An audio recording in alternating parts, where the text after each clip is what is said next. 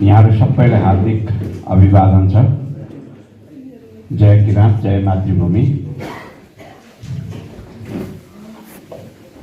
आज किराँत राष्ट्रिय समितिको तर्फबाट बैठक र प्रशिक्षणको कार्यक्रम राखेर हामीलाई पनि उपस्थित हुने अवसर दिनुभयो।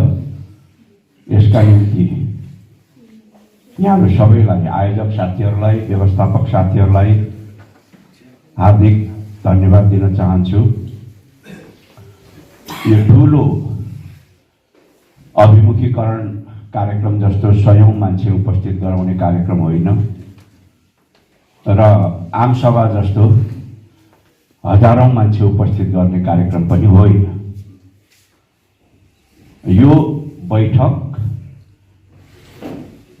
किराँत राष्ट्रिय समितिका पदाधिकारी र सदस्यज्यूहरूको र त्यो बैठकलाई प्रशिक्षण कार्यक्रमको रूपमा रूपान्तरित गरिएको कार्यक्रम हो, महत्त्वपूर्ण कार्यक्रम। हामी अक्सर कार्यक्रमलाई चाहिँ संख्याको हिसाबले मूल्याङ्कन गर्ने गर्छौं, कति मान्छे उपस्थित भएका थिए भन्ने हिसाबले। तर त्यो खालको परिपाटीलाई अब फेर्नुपर्छ। अभिमुखीकरण कार्यक्रम भयो भने त्यो 60, 70, 80, 100, 200, 500, 1000 पनि राख्ने गर्नुभएको छ कसैले कहीँ। अभिमुखीकरण, ओरिएन्टेसन, त्यो चाहिँ प्रशिक्षण होइन। प्रशिक्षण चाहिँ बढीमा 50-60, सके त्यो 25 होला, 30 होला। किन प्रशिक्षण भन्ने बित्तिकै त्यो क्लासरूम एक्टिभिटी जस्तो कुरा हो, कक्षागत गतिविधि जस्तो कुरा हो। कुनै तोकिएको विषयमा मसिनो गरी छलफल गर्ने, प्रस्तुत गर्ने, प्रश्नोत्तरी गर्ने, बुझ्ने बुझाउने, टिचिङ लर्निङ प्रक्रियाकै हिस्सा हो प्रशिक्षण भन्ने बित्तिकै। अब हाम्रो बुझाइ कस्तो छ भने प्रशिक्षण भन्छौँ अनि त्यसपछि चाहिँ सयौं मान्छे, 400, 500, 200, 250, 300 जम्मा गर्छौँ। त्यो प्रशिक्षण होइन। त्यसरी प्रशिक्षित गर्न सकिँदैन। अनि नेताहरूलाई फ्री स्टाइल बोल्न दिन्छौँ। त्यो फ्री स्टाइल बोल्न दिने र सयौंको संख्यामा मान्छे जम्मा गर्ने भनेको चाहिँ अभिमुखीकरण। कुरा त पार्टीकै आउँछ, पार्टीकै नीतिहरूको बारेमा आउँछ, तर त्यो चाहिँ कुनै खास विषयवस्तुमा मसिनो गरी त्यो विषयवस्तुलाई चिर्ने गरी आउँदैन। प्रशिक्षण भनिसकेपछि तपाईँलाई गणतन्त्र किन, राजतन्त्र किन होइन, गणतन्त्रको बारेमा भनेर कुनै नेतालाई तपाईँ विषय दिन सक्नुहुन्छ हैन। अब गणतन्त्र चाहिँ राजतन्त्रभन्दा किन उत्कृष्ट? अहिले पनि हाम्रो देशमा राजतन्त्रवादीहरूले होइन यो गणतन्त्रले खत्तम पार्यो, राजतन्त्र नै अब पुनर्स्थापित गर्नुपर्छ भन्ने बहस जबरजस्त रूपमा त्यो किसिमको चाहिँ विचार ल्याउन खोजिराखेका छन्। हाम्रो कार्यकर्ताहरूले गाउँ गाउँमा जनतालाई बुझाउन सक्नु पर्यो नि, राजतन्त्र होइन गणतन्त्र ठिक हो। सैद्धान्तिक हिसाबले पनि, तार्किक हिसाबले पनि, व्यवहारिक हिसाबले पनि, राजनैतिक हिसाबले पनि, विकास निर्माणको हिसाबले पनि गणतन्त्र ठिक हो भन्ने कुरा त्यहाँ बुझाउन सक्नु पर्यो। त्यो किसिमको मसिनो गरी विषयवस्तुलाई प्रस्तुत गर्ने प्रशिक्षण। सङ्घीयता किन एकात्मक राज्य ठिक होइन? अब खड्गप्रसाद शर्मा ओली नेकपा एमालेका अध्यक्षजीको त संघीयता विरोधी उहाँको त कार्यसूची नै छ, सर्वोपरि कार्यसूची। उहाँले भन्नुहुन्छ संघीयता खतम, संघीयता काम लाग्दैन, संघीयताले समाजमा द्वन्द्व बढाउँछ, संघीयता असफल हुन्छ, संघीयताले खर्च बढायो हैन, संघीयता सफल हुँदैन, नेपालमा चाहिएको छैन, यो अनावश्यक कुरा राखिदिए हैन, यो बाख्रा टाउकोमा भैँसीको सिङ भयो भनिराखेका छ।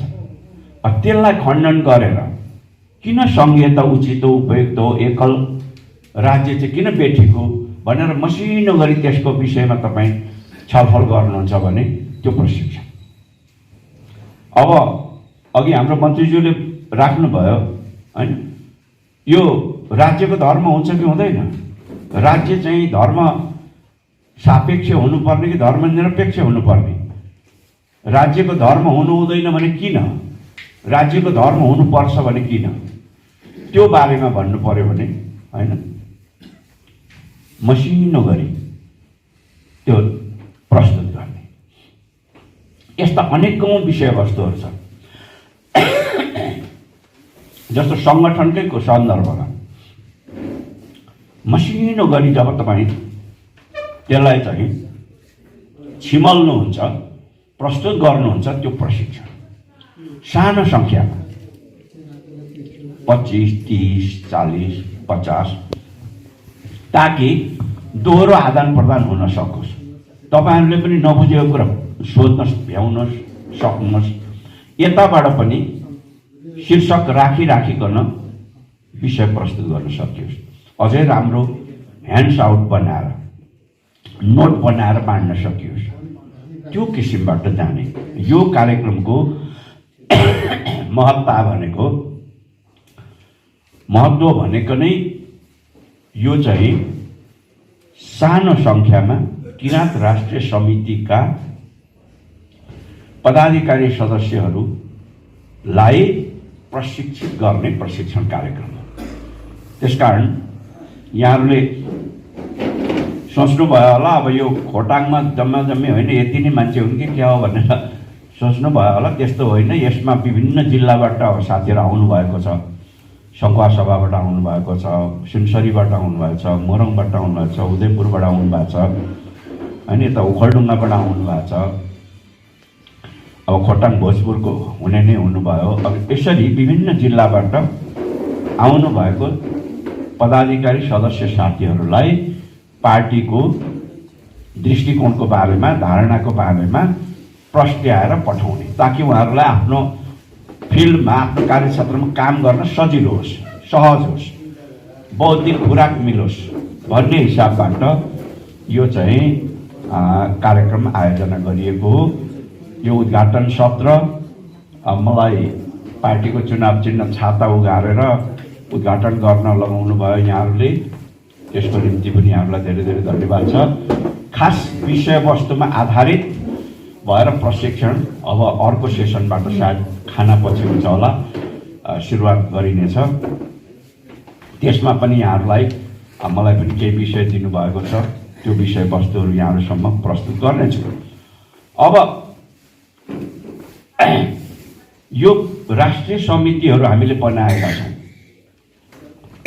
लिम्बुवान राष्ट्रिय समिति, किराँत राष्ट्रिय समिति, तामसालिङ राष्ट्रिय समिति, अनि मधेस राष्ट्रिय समिति, शेर्पालुङ राष्ट्रिय समिति, नेवा राष्ट्रिय समिति, त्यस्तै तमुवान राष्ट्रिय समिति, मगराट राष्ट्रिय समिति, खसान राष्ट्रिय समिति, थोरवट राष्ट्रिय समिति आदि गरेर अघि नै कुरा आइसक्यो। डाक्टर मदन परियारको सभापतित्वमा, अध्यक्षतामा बनेको संवैधानिक आयोगले सिफारिस गरेको आधारमा त्यसलाई टेकेर हामीले राष्ट्रिय समितिहरू बनाएका छौँ। किनकि हाम्रो गन्तव्य त्यहाँको प्रदेशहरू बनाउने हाम्रो चाहना हो, गन्तव्य हो। अब यो नेपालको संविधान 2072ले चाहिँ के गर्यो? त्यो पहिचान सहितको राष्ट्रिय समितिहरू बनाएन। 7वटा प्रदेश बनायो। यता ताने उता मिल्दैन, उता ताने उता मिल्दैन। त्यो पहिचानमा आधारित गरेर नबनाएको हुनाले त्यो चाहिँ खालि सङ्घीयतालाई यसो फाली मात्रै दिएको, कर लागेर बाध्य भएर त्यो हुनाले त त्यो प्रदेशहरू, 7वटा प्रदेशहरूले हाम्रो चाहना, हाम्रो सोचलाई बोक्दैन, नेपाली जनताको चाहनालाई बोक्दैन। पहिचानवाला राजनीतिको आवश्यकतालाई त्यसले बोक्दैन, प्रतिनिधित्व गर्दैन।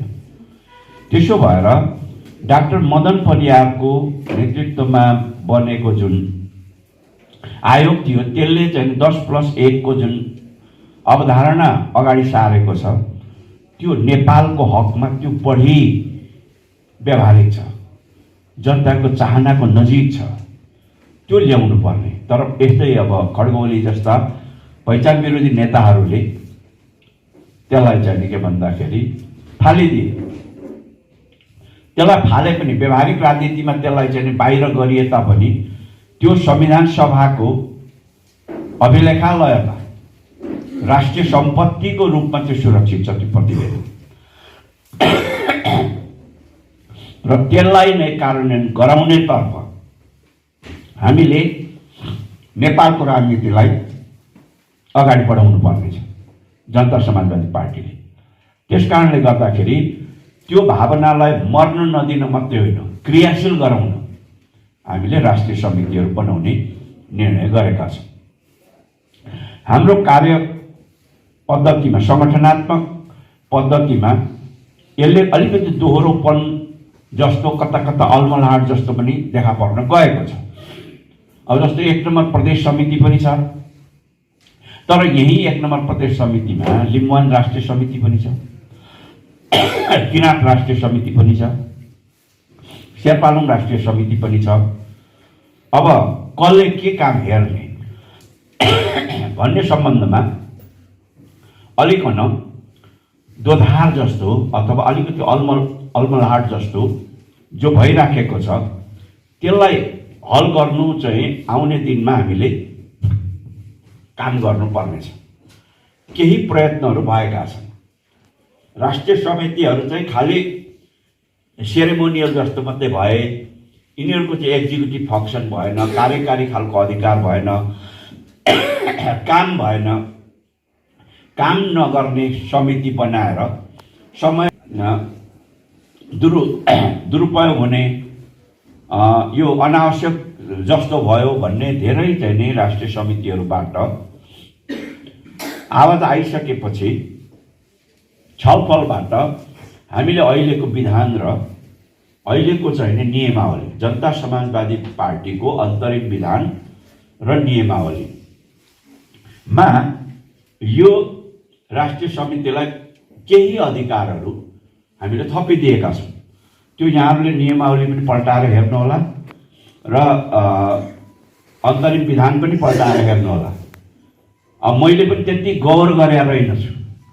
हाम्रो रमेशजीले अध्यक्षता सम्हालेपछि केही प्रस्तावहरू ल्याउनु हो र मैले चाहिँ नि होइन त्यो हाम्रो विधान नियमावलीले मिल्छ त भन्ने कुरा गर्दा होइन छ, त्यहाँ विधान नियमावलीमा छ भन्ने कुरा गर्नुभएको थियो। मैले हेरेँ, त्यो चिजहरूलाई तुलना गरेर हेरेँ। मलाई लाग्छ राष्ट्रिय समितिलाई काम गर्नको निम्ति निकै जग्गा निर्माण गरेको रहेछ अहिले हाम्रो नियमावली र विधान। त्यसमा आधारित भएर, त्यो नियमावली र विधानमा आधारित भएर यहाँहरूले निकै काम गर्न सक्नुहुन्छ हैन। जस्तो विभागहरू बनाउने अधिकार दिएको छ, संयन्त्रहरू बनाउने अधिकार दिएको छ, विशेष समितिहरू बनाउने अधिकार दिएको छ। अनि प्रदेश समिति अन्तर्गतका समितिहरू, तल्ला समितिहरू जस्तो जिल्ला समिति र पालिका समितिहरू, वडा समितिहरूलाई परिचालन गर्ने भनेको छैन, तर समन्वय गर्ने अधिकार दिएको छ। उनीहरूलाई एकअर्कामा मिलाएर होइन समन्वित हिसाबले चाहिँ चल्न लगाउने त्यो अधिकार पनि दिएको छ।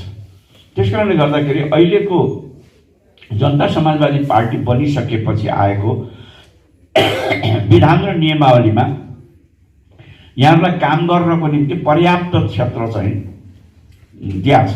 पर्याप्त भन्नाले अझै नपुग होला तपाईँहरूको दृष्टिकोणमा, त्यसलाई छलफल गरेर जाउँला। तर मलाई लाग्छ काम गर्नलाई त्यहाँ ठाउँ छ। अब कामै नगर्नेलाई त अघि हाम्रो मन्त्रीजीले भने जस्तो अब कामै नगर्नेलाई त अब अधिकार दिए पनि के नदिए पनि के गफ गर्न पाएपछि पुगिहाल्छ। तर काम गर्ने मान्छेको लागि काम गर्ने ठाउँ त्यहाँ छ। त्यसकारण यहाँहरूले यस किसिमको प्रशिक्षणहरू गर्ने, विचार गोष्ठीहरू गर्ने, होइन, तपाईँहरूले चाहिँ के भन्दाखेरि आफ्नो किसिमको चाहिँ नि कामहरू, होइन, किराँत प्रदेशको सन्दर्भमा जनमत निर्माण गर्ने कामहरू गर्नलाई यहाँहरूलाई कुनै बाधा व्यवधान छैन। अब प्रदेश समितिहरूसँग कसरी समन्वय गरेर जाने भन्ने सम्बन्धमा पनि त्यसले एउटा बाटो दिएको छ। राष्ट्रिय समितिका अध्यक्षहरू प्रदेश समितिका पदेन सदस्य हुन्छन्, होइन। अझै त्यहाँ एउटा संयन्त्र बनाउने सोच पनि छ। राष्ट्रिय समितिका अध्यक्षहरू र प्रदेश समितिको अध्यक्षलाई राखिकन एउटा चाहिँ तपाईँलाई संयन्त्र बनाइयो भने यो चाहिँ राष्ट्रिय समिति र प्रदेश समितिको चाहिँ काम एकअर्कामा समन्वय भएर जान्थ्यो भन्ने पनि हाम्रो दृष्टिकोण रहेको छ। त्यसो भएर अब राष्ट्रिय समितिहरूले धेरै अलमल लिएर बस्नुपर्ने आवश्यकता मैले देखेको छैन। जुन कामको थालनी यहाँहरूले गर्नु भइसक्यो। अस्ति मात्रै लिम्बुवान राष्ट्रिय समितिले ठुलो कार्यक्रम, भव्य कार्यक्रम, 500 मान्छे त त्यहाँ टिका नै लगाए, प्रवेशै गरे कुमायक गाउँपालिकामा, होइन।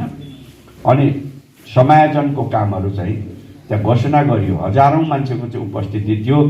अब डाक्टर बाबुराम भट्टराईजी मुख्य अतिथिको रूपमा जानुभएको, उहाँ आफै एकदम उत्साहित हुनुभएर लिम्बुवानमा चाहिँ अब एउटा लहर चाहिँ सिर्जना भयो जस्तो देखेँ मैले भनेर भन्दै हुनुहुन्छ, होइन।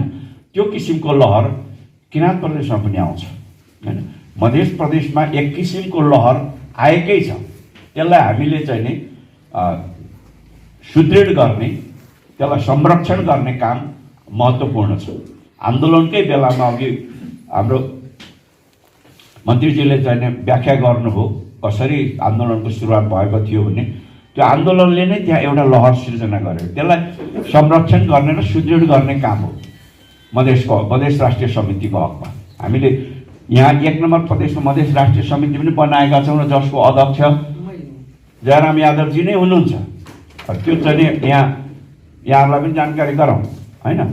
अब त्यो भएर मधेसमा संरक्षण गर्ने, सुदृढ गर्ने, पहाडमा विस्तार गर्ने र फैलाउने, त्यसलाई चाहिँ के भन्दाखेरि उपलब्धिमूलक ठाउँमा पुर्याउने, यो हिसाबले राष्ट्रिय समितिहरूले पनि एकअर्कामा समन्वय गरेर जानुपर्ने, प्रदेशसँग समन्वय गरेर जानुपर्ने अवस्था छ। यो थोरै अधिकारका पक्षमा मैले यहाँलाई कुरा गरेँ। अब यो राष्ट्रिय समिति भनेको मधेस राष्ट्रिय समिति भन्नुहोस्, लिम्बुवान राष्ट्रिय समिति भन्नुहोस्, किराँत वा शेर्पालोक जेसुकै राष्ट्रिय समिति भन्नुभयो भने यो पार्टी कमिटी हो।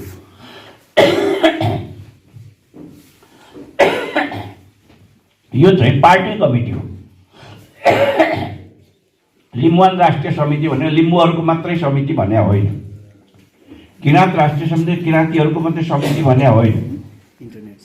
यो चाहिँ नि जसपाको किराँत प्रदेश जुन चाहिँ तपाईँलाई मदन परियारको चाहिँ नि उच्च स्तरीय सुझाव आयोगले तोकेको सिमाना छ, त्यो सिमानाभित्र का जसपाका नेता कार्यकर्ताहरू रहन सक्ने कमिटी हो। त्यसो भएर यसमा पनि हामीले दुविधा मान्नु हुँदैन, कुनै दोधार राख्नु हुँदैन।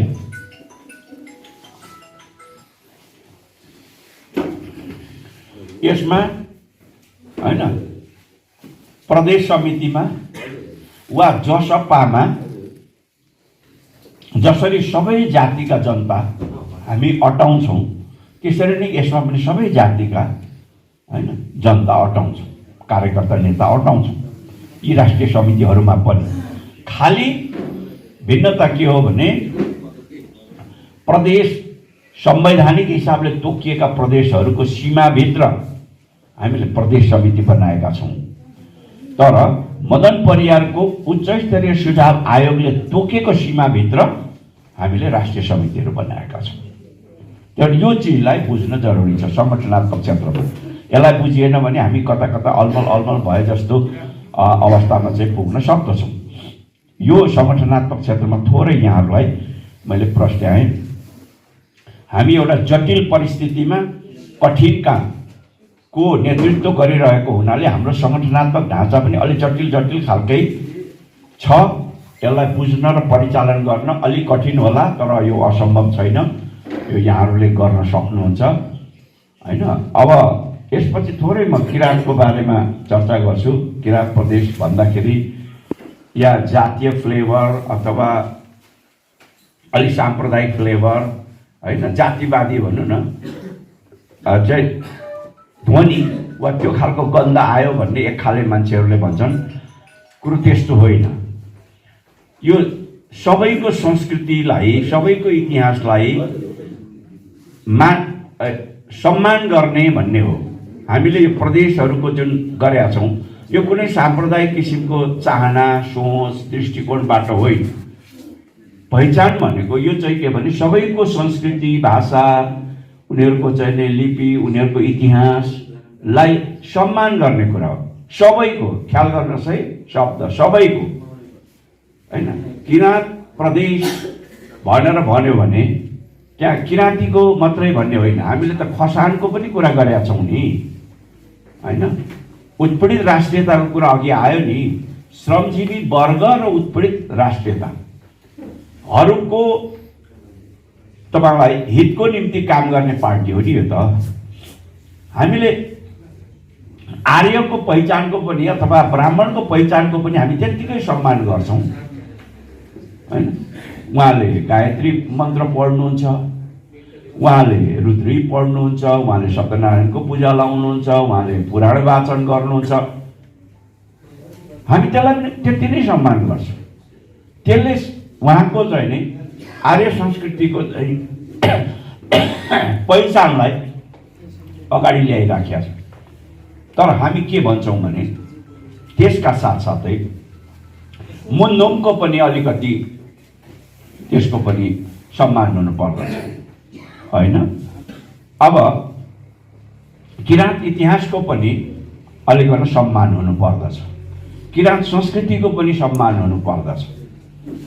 एकले अर्कालाई सम्मान गर्ने विचार हो पहिचानको राजनीति भनेको। यो एउटाले अर्कालाई गाली गर्ने विचार होइन, एउटाले अर्काको खुट्टा तान्ने, एउटाले अर्कालाई अपमान गर्ने सिद्धान्त होइन। पहिचानको राजनीति भनेको आपसी सम्मान, आपसी सद्भाव, आपसी प्रेममा यो राष्ट्रलाई, यो देशलाई आबद्ध गराएर लाने, सबैले मिलेर बस्ने वातावरण बनाउने।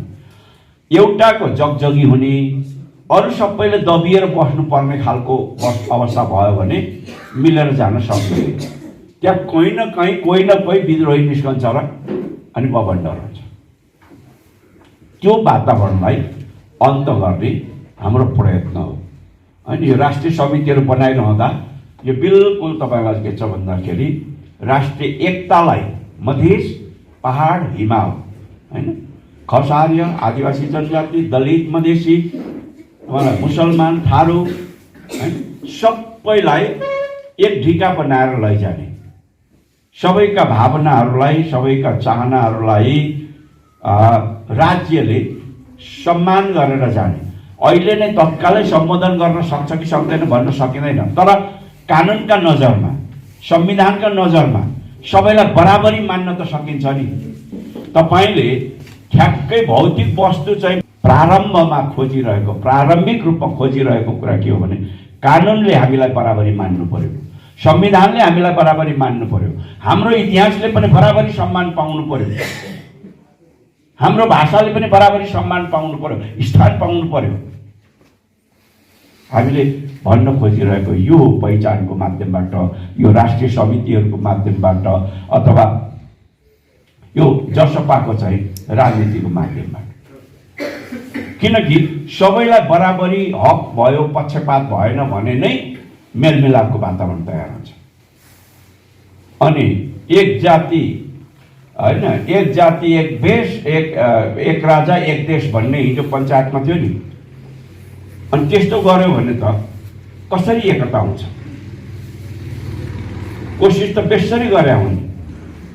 एउटै जाति बनाउनु, नेपाली जाति बनाउनु।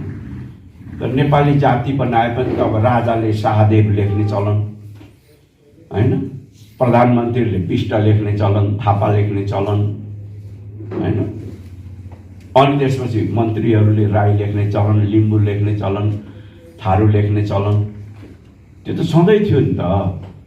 जबरजस्ती चाहिँ नेपाली लेखेर नेपाली एउटै जाति बनाउने भनेर हुन्छ र हुँदैन नि, भएन नि, त्यो त असफल भइसक्यो नि। त्यो प्रयोग त 250 वर्षको प्रयोग। राणा शासनको मात्रै कुरा गर्ने 104 वर्ष राणाहरूले एउटै जाति बनाउन खोजेको, पञ्चायतको कुरा गर्ने हो भने 30 वर्ष एउटै जाति भन्न खोजेको, तर पाएन। त्यसकारण राष्ट्रियताको कुरा के हुँदो रहेछ भनेपछि त मलाई दुई खालको हुँदो रहेछ। एउटा राष्ट्रियताको कुरा कानुनले परिभाषा गरेको, संविधानले परिभाषा गरेको राष्ट्रियता, राज्यले परिभाषा गरेको राष्ट्रियता, त्यो राष्ट्रियतामा हामी सबै नेपाली हौँ। नेपाली राष्ट्रियता, हामीले पासपोर्ट लिने बेलामा राष्ट्रियता नेसनालिटी भनेर लेख्या हुन्छ, त्यहाँ के लेख्छौँ भन्दा नेपाली लेख्छौँ। तर त्यो कानुनले निर्धारण गरेको, राज्यले निर्धारण गरेको राष्ट्रियताभन्दा बाहिरको राष्ट्रियताको कुरा हामी गर्दैछौँ अहिले राजनीतिमा। त्यो चाहिँ सांस्कृतिक आधारमा निर्माण हुने राष्ट्रियता हो होइन।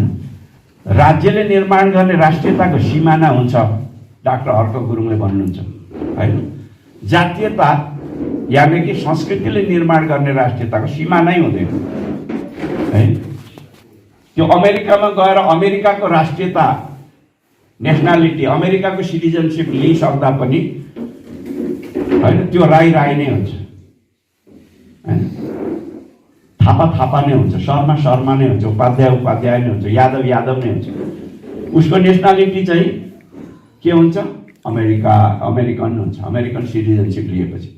अस्ट्रेलियाको नागरिकता लियो भने अस्ट्रेलियन हुन्छ उसको राष्ट्रियता।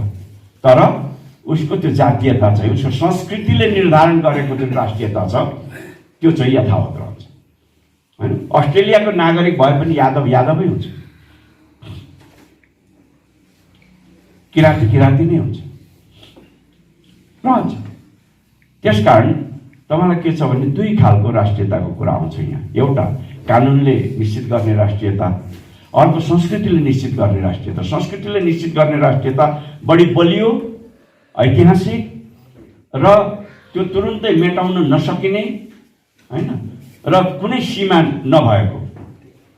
अब युकेमा चाहिँ थुप्रै चाहिँ तपाईँलाई जान्नुभएको छ नेपालको गोर्खाली दाजुभाइ दिदीबहिनीहरू होइन, उहाँहरू गोर्खाली नै हुनुहुन्छ त्यहाँ। यद्यपि युकेको सिटिजनसिप लिइसक्नुभयो, उहाँहरूले पासपोर्ट लिँदाखेरि नेसनालिटीमा उहाँहरूले चाहिँ अब के ब्रिटिस लेख्ने चलन छ कि के छ अब त्यो लेख्नुहुन्छ। तर सांस्कृतिक राष्ट्रियता उहाँहरूको, सांस्कृतिक चिन्हारी पहिचान उहाँहरूको राईको राई नै होला, लिम्बूको लिम्बू होला, खसारेको खसारे होला, त्यो हुन्छ। त्यसकारण राष्ट्रियताको सन्दर्भमा हामीले यो हिसाबले बुझ्नुपर्छ। हामीले अहिले यो सांस्कृतिक ऐतिहासिक होइन रूपमा निर्धारण भएको चाहिँ नि हाम्रो पहिचानलाई नेपालमै स्थापित गरौँ, सबैको होइन। मधेसी पहिचान, थारूको थरवट पहिचान, लिम्बुवान पहिचान, किराँत पहिचान, यो किसिमले हामीले सोचाइ बनाइरहेको। अब यो ऐतिहासिक र सांस्कृतिक चाहिँ नि पहिचान कसरी निर्माण भयो भन्दा थोरै म किराँतमा म केन्द्रित हुन चाहन्छु। किराँत भनेको चाहिँ अहिले कुनै तपाईँलाई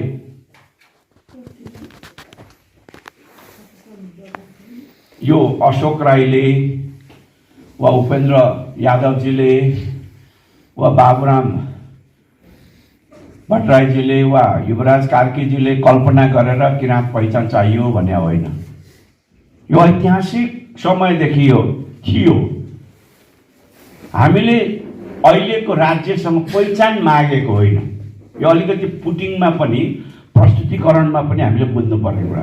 हामीले पहिचान मागेको भन्दा पनि हाम्रो भएको पहिचानलाई संवैधानिक मान्यता मागेको हामी।